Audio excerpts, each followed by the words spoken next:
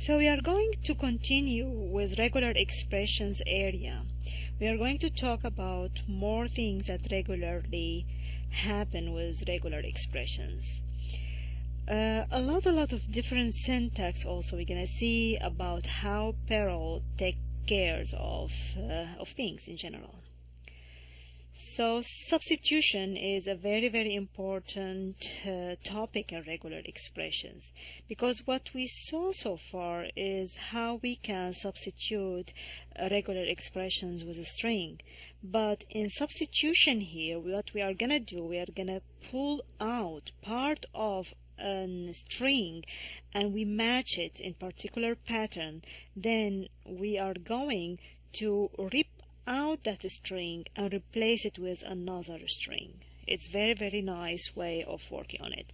So usually the typical format of the substitution is the following. The first line, s/old/new. We are saying take a new sentence and match it with the regular expression that is in old and replace it with it. Okay, so the first example we have in the $_ the following text. He is out bowling with Barney tonight. The second line, what we are doing, we are saying whenever you see a string of Fred, replace Barney with that string. Okay, so I'm going up. He is out bowling with Barney. So we found the old string and we are going to replace it with Fred. So it will be he is out bowling with Fred tonight. So when I print out this sentence, this is what will be. Now, what I have to mention also, if the match didn't happen, like if the match failed, the word Barney didn't exist in my string, nothing will happen actually, because usually the value that is turned, either the match happened true or didn't happen false. So your code will be continuing as it is. There is no problem of not matching. Now how about just describing what's happening in Fred? You have to remember that the right hand side of this expression, of this sentence, is a string. So if I have double quotes over there, whatever we learned that we can use with double quote, like /n/t, variables with $, 1 or 2 or 3, the memory variables, if you remember the back references, can be used as well. So this is the second example here. So what we are doing here, we are saying, okay, I have an old sentence, so s/ with space, then open parenthesis, saying any word appears. So here I am trying to match with space and any consequence of words with another sentence against space $1's team. Now what can I have with $1? It's a memory, so whatever is inside the parenthesis saved will be in that $1. So in our case, let's say we implemented the first example. So now we have he is out bowling with Fred tonight. What will happen will match with Fred. This is the exact, because as you remember, the words are any character, digits or underscore. Space is not included with W. So here we'll match with Barney. We'll take off that sentence from the string and we'll replace it with against what is in $1. Okay, it's what inside the parentheses, which is Fred. So against Fred's team. So the end output will be he is out bowling against Fred's team, and we'll print out this for us. So the last part of this slide, I am saying that in general any substitution that starts with s// return replacement that is needed. Okay, as you can see here, I have a string of Fred Flintstone, and then I am saying if s/Fred/Wilma, what will happen? We'll replace every Fred with Wilma in this case. So if that statement was implemented, or it found a match, and in our case we found a match, which is Fred. We replaced it with Wilma, so the result of if is true.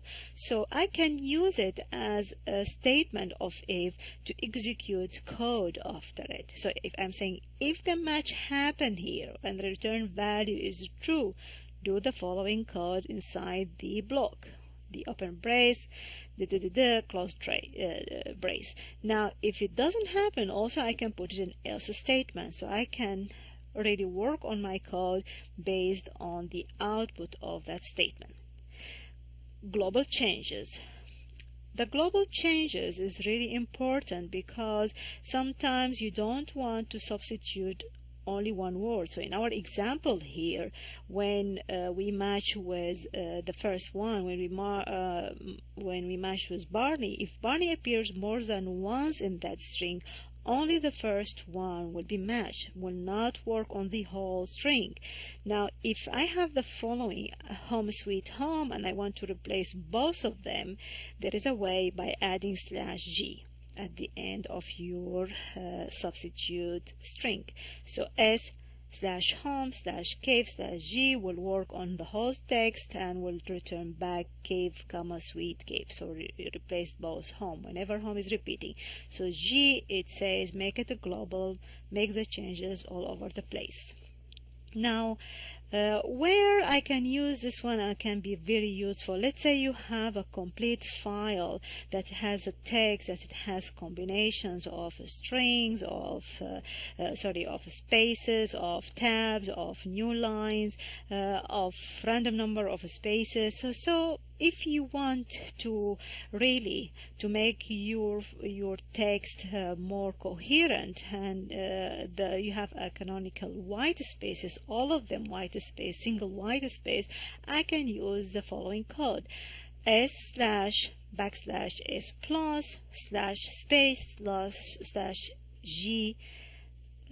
semicolon. What I am saying here, that whenever you see one space or more, which could be a tab, could be new line, wherever you see spaces, replace it with single space. So here I can see my token separated by spaces. Also I should mention that, which is the last statement here, that I can use whatever we learned before in our with our substitution. I can make it case insensitive by using the I can use it to make it readable by adding comments, for example, in my expression, in my substitution, by using X, or I can use it with S for the spaces. Whatever you want to do, you can use it with it. Okay, what kind of alternative delimiters? We saw something similar to that previously. Here we're going to use it on the substitution. So like we said before in the quoted word, that we can use any kind of delimiters, paired delimiters, or unpaired delimiters. We can use it with the M. So instead of using just a slash, we can substitute it with the same like we did with the M. So here, for example, the first example down, I want to substitute HTTPS that appears at the beginning of the string with HTTP : HTTPS : with HTTP : I am using the pound sign here as delimiter, because if you think about it, if I'm gonna use the slash inside my expression and my substitution phrase, I will have to follow every to precede every slash with backslash to be understood as a typical slash. So in this case, I would rather use a pound instead, and a lot of programmers in Perl use a pound or the curly braces that you see at the end. Also, you can use combinations of delimiter, like the second code here. So less than, bigger than, this is one delimiter, paired delimiters, the other one pound and pound. But don't do that, because really you're going to confuse whoever is going to read your code. Case shifting. Now, how about the uppercase and lowercase. How can we manage our code to substitute some specific type of cases that we have, uppercase, lowercase, or mixed cases even? So this is the first example. I have in the $_ the string I saw Barney was afraid. Now what I am doing, I am saying whenever you see, on here you have to remember I'm using parentheses, so I am activating the $1 memory variable. So I'm saying here whenever I am seeing a word Fred or Barney, then I am following it with a new string. The new string will be in $1, but I have a /u in front of it, which means make it all capital. So in this case, I saw Barney. Barney, only the first letter is capital, but by putting the upper U will make it all capital. So B will be capital, A will be capital, R will be capital, N will be capital, E will be capital, and Y will be capital. Now because I follow it with a /GI, I'm saying even if it's mixed case insensitive I, and G, repeat it to the end of the phrase. So here that means if when Fred appears also it's a match, so we'll replace Fred with uppercase as well. All the letters in Fred will be uppercase. The opposite of a /u is a /L. Now if I want the third one to have my case shifting continue until specific area, I can stop it by using \E, or that can be stopped by the end of the replacement, like if there is no match anymore. So in this example, what I am saying, okay, find me a bunch of words, then followed by a space, and with followed by a space and another word. So if I am matching up, that means I am searching. The first memory will have Barney, then with, then I have a Fred in the second memory. I am following it with \U, that means capital, for whom you have to make sure capital will be applied at what will be applied on the second memory. In our case, our second memory is a Fred, so only Fred will be all uppercase. Then I'm saying stop it by E, don't continue doing any match further.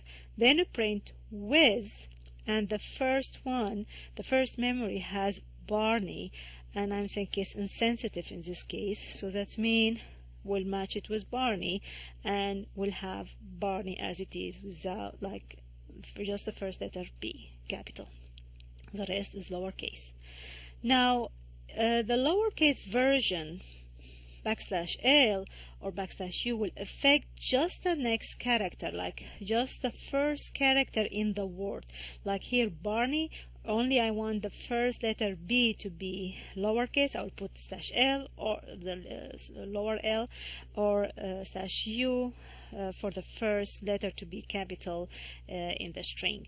So in this example, S/ either when you find Fred or Barney, make the memory variable of it, like if I passed by Barney, just the first letter make it capital, so B will be capital, but the rest will stay the same. And with Fred the same, the first letter will be capital and the rest will be lowercase. And here, since I am applying it on any type mix of character by saying I and G, that means repeating. Here I didn't match only the first one, I matched Barney and I matched Fred. Now you can combine them with initial cap. So here what you can do, you can also as well do the following. What I mean here that I can use the \L, which means make all the character lowercase, but I preceded with \U, that means just the first letter capital. So actually it does the same like the previous one, unless I had something different from the beginning than the sentence I have here. I saw Barney was Fred. If I capitalize it, all of it, then the second one, the last one, will be the effective one. So what it does is, one, since I have the G at the end of the sentence, I will, whenever I see Fred or Barney, I am going first \u. I'm gonna make the first letter capital, F or B capital, then I'm saying whatever in that memory, make all the rest lowercase. So the rest of Barney, A-R-N-E-E-Y, will be lowercase. In Fred, R-E-D, the red will be lowercase. Okay, we are done with case shifting. Split function. This is very, very important. Now we are using a function that can be very useful to manipulate text, and this is really important when you want to read data from the input and you know your data are separated maybe by columns, maybe by spaces, maybe by a specific character. So here what we are doing exactly, we are breaking a string by delimiters. We are saying, okay, split separator comma string. This is how the way you have to interpret it. So in the second line or the third line, the example is the following. I have a string ABC colon def colon G colon H, and I want to get out of that string a list of elements. Those elements are splitted by a separator that is colon. So in things, I will end up with the following 4 elements. The first element will be ABC, the second element will be DEF, the third G, the fourth H. Okay. The next example, the adjacent delimiter matches create empty value. Now in this case, since in my string I have ABC colon def colon G colon H, here we'll interpret this is there is no space between the two columns in the middle, but Perl will interpret this like an empty string. So technically the outcome of this operation is 5 elements: ABC, def, empty space, G and H. Okay, so if you want to avoid that, you can put colon plus, which means one or more than one column. So we'll go back to what we saw at the beginning: 4 elements, ABC, def, G and H. Now the before last example, I have colon A, colon B, colon C, colon. What it does actually, if this repetitive separator starts at the beginning of the string, Perl will consider it as an empty space, but anything as a trailing will be ignored. So the output of this would be empty space, then A, actually another empty space, then A, then B, then C, and that's it. Okay, because it considered the age before the first column. Now the very useful way to use this one, if you are reading, for example, from the command line a complete text and then you are putting them inside a list, you are taking only the tokens without the space in between. So as you remember, split is like any other thing that we learned before. If it doesn't have the argument, that means it's working on $_. So here I'm saying, while you are reading the diamond, while you are reading from the input line, do the following: split on spaces, on white spaces it means, since I didn't mention anything else. So whatever white spaces I have, a new line, a tab, etc., is going to put only the tokens, the character inside the words. Let us run this code just to understand more what's going on, and I will explain it more.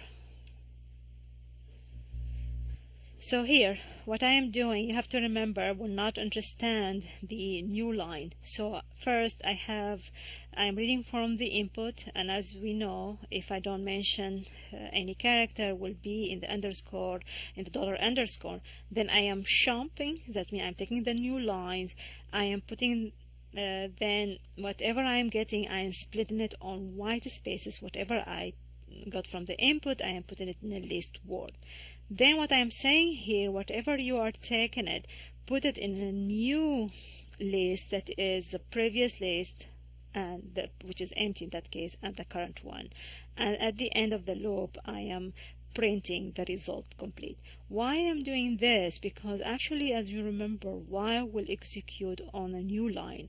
So what will happen if I just did it? Let us run this one first to show you the difference.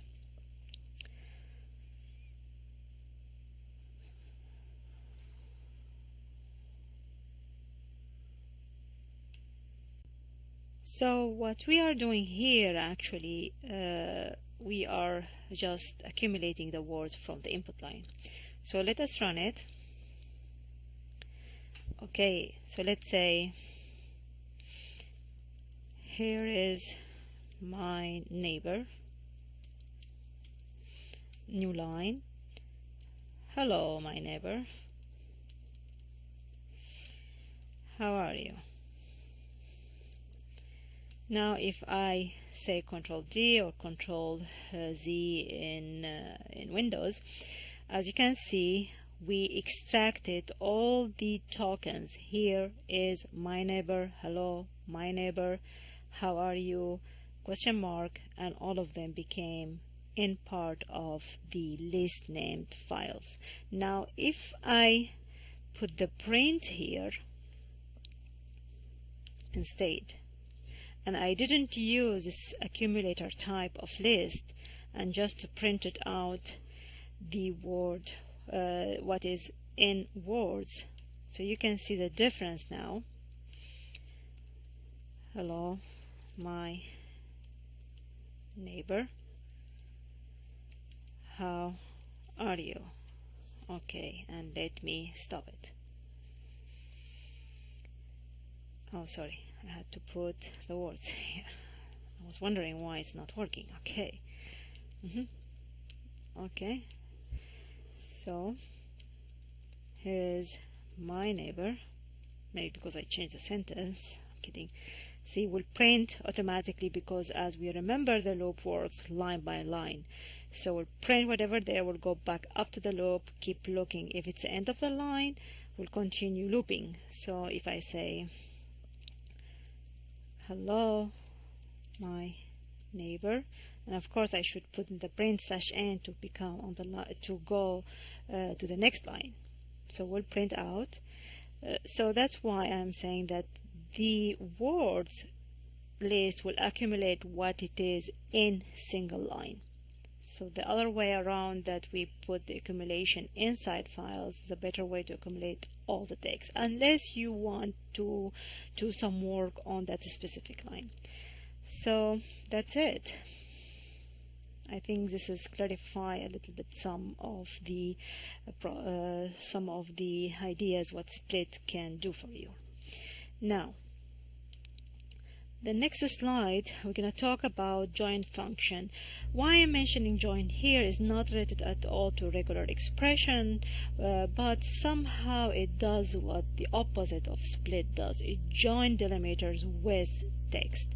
So here what I'm saying, I have in whole as a scalar, I have join $delimiter, comma, and then I am specifying the list. This is how you interpret it. So in the example, the second line, I have a delimiter colon, and then I have the list, which is here. It shouldn't be a list. It's any list that you can consider it. So, and I separate them by comma. So comma 4, comma 6, comma 8, comma 10, comma 12. So the result will be 4 colon 6 colon 8 colon 10 colon and 12. And it only works between the element. It doesn't add the colon before the 4 or after the 12. So pay attention to that. Now you might not only want to glue all the lists, you just want to add a comma behind the word. Like here I have in Word the quoted word of Fred, and then I'm saying join comma space at the end of this word. So technically the result would be Fred comma space.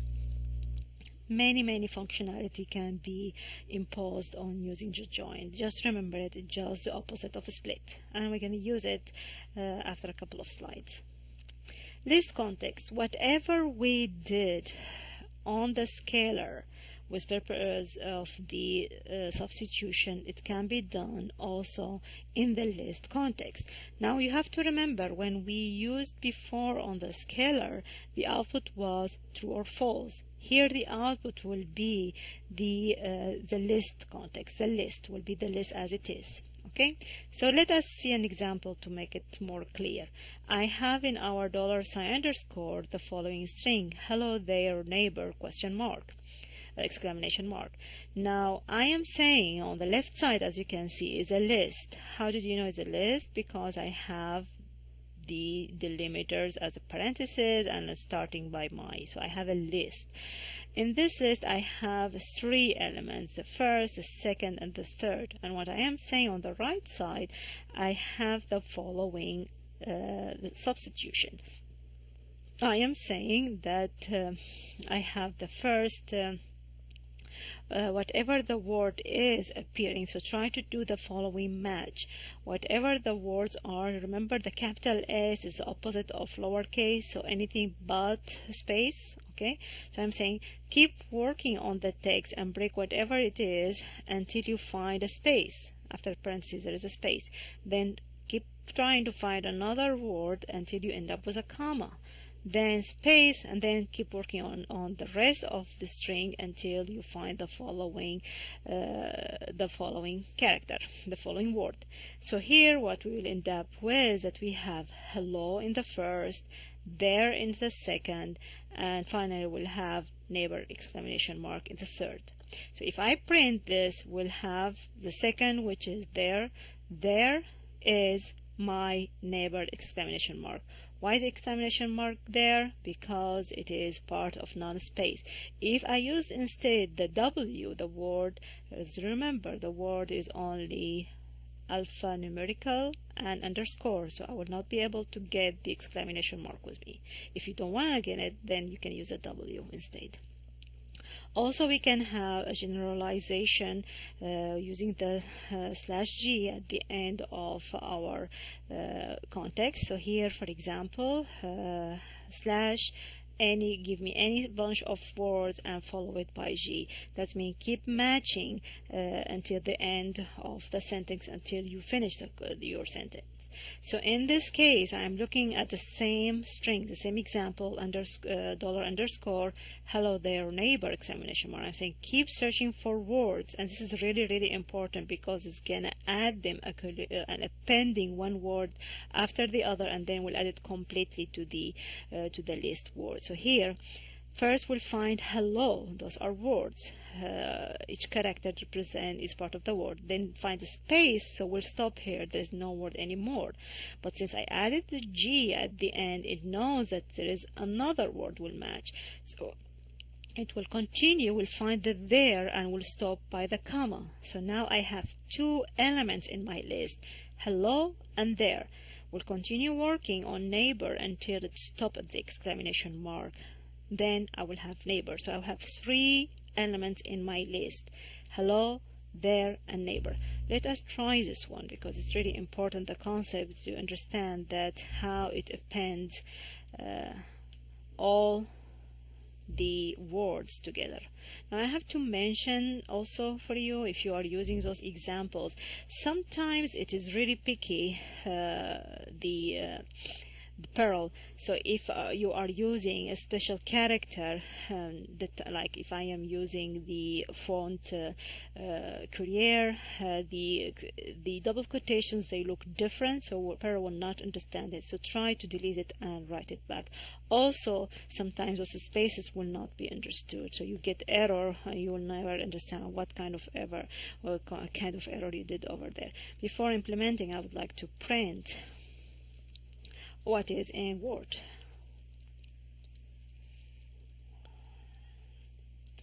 And the nice about Eclipse, it automatically adds the delimiters twice for you. It knows those are paired delimiters. Hello there neighbor. See, so the list words took whatever is alphanumerical underscore listed in and divided into components. Okay, so this is the array number 1, item 1, array number 2, array. So if I print, for example, print for me, I'm saying 1, just to remind you with what we did with arrays. It's exactly the same, but here we are using the concept or all, just because it is different than other languages. Okay, so here we are getting even more different results. So here what it found, actually the word 1 is there, and actually I made a mistake. I started with 1 instead of 0. So word 0, don't put the comma because will be interpreted in the print word 1, word 3. So if you run this one, you will see exactly the same results. Okay, unless you want to split them with comma in between. Okay, so let us continue on that concept. So this is exactly what we said. This is like a split, but you say what, yeah, in general what you are doing here, you are trying to keep what you want to keep, and you want to discard what you don't care about, like the comma and exclamation mark. Okay, no greedy quantifiers.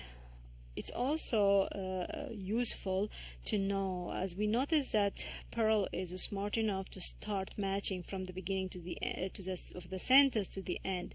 So if I have the following string, Fred and Barney weigh more than just Barney. So, and I am applying the following expression equal delta tilde slash Fred dot star Barney slash, it matched the entire string. So it starts from F, from Fred, and it will continue because I am saying that dot star, that means any character. So technically what Perl does, start from Fred, and then I'm saying all the characters, even that Barney passed the first time, the second time, what it does, it continue to the end until the exclamation mark. Then we'll start back up a little bit. Then it finds Barney, the last one, and we'll say, oh, this is the match. So Fred, then whatever text in between, then Barney. This is how it works. This is the engine of regular expression in Perl. Now, if you don't want this to happen, you want it more efficient, you can tell Perl not to skim to the end of the string, but to move character by character and keep matching. And this can be done by using exclamation mark after the star. So technically what you are saying to Perl, okay, match the first word, which is Fred, then match every character, but keep in mind, if you see Barney in the middle, stop. So here we'll match Fred, and then we'll see Barney, so it's moving one letter at a time, B-A-R-N-E. It found it, then it stopped matching. And actually they added this to the new release of Perl, but they didn't make it like the typical way of matching, because a lot of compatibility and a lot of programmers, they used the previous concept that they didn't want to ruin all those applications written previously. But it's a really smart way to make your program more efficient when you know that you want to match the other word instead of reading the whole text. And where I can see this more useful and really beneficial, let's say you are parsing an HTML file, and as you know, we use /b and /b at the end of delimiter for bold. So you open less than b and then /b greater than.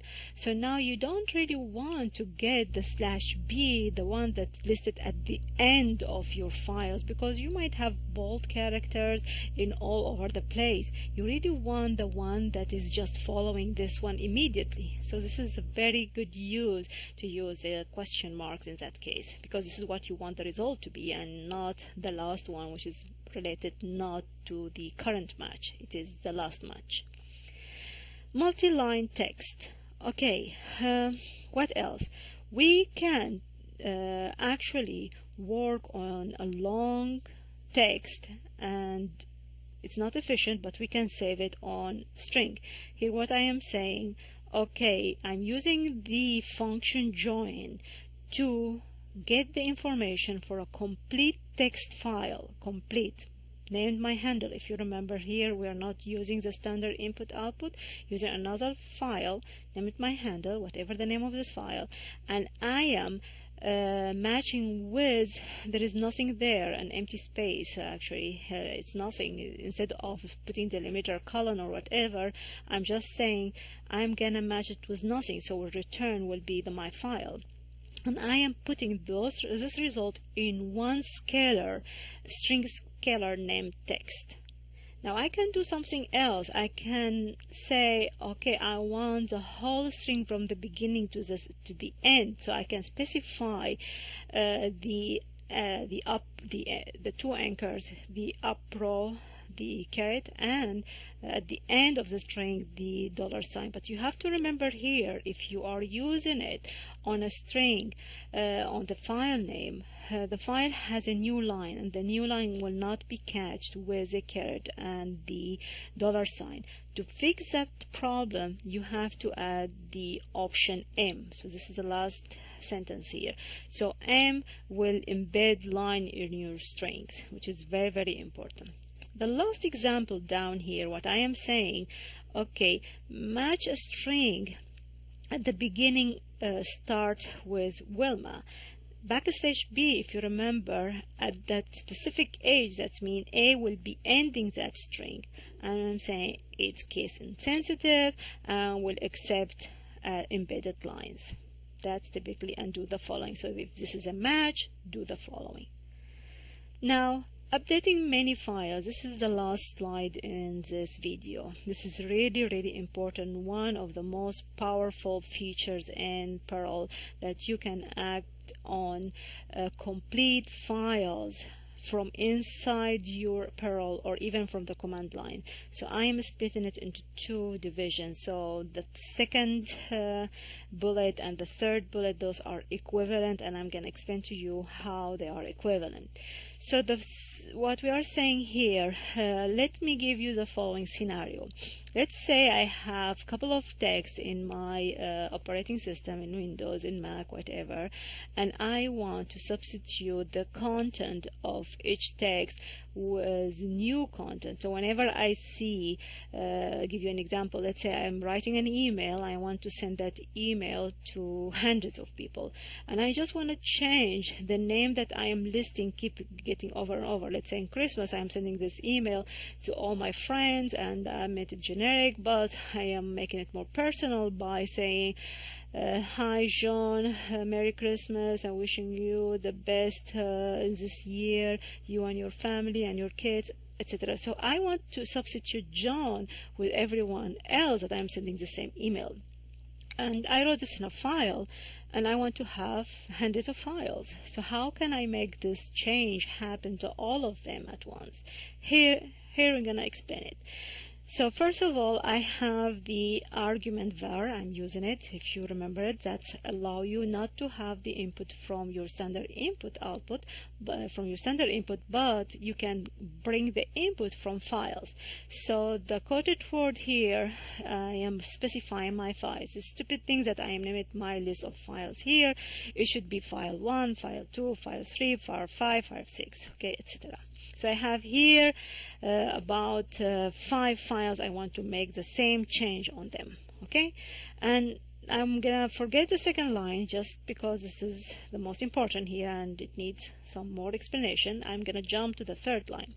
I'm saying, while I am reading from the line, the diamond here, it means input line.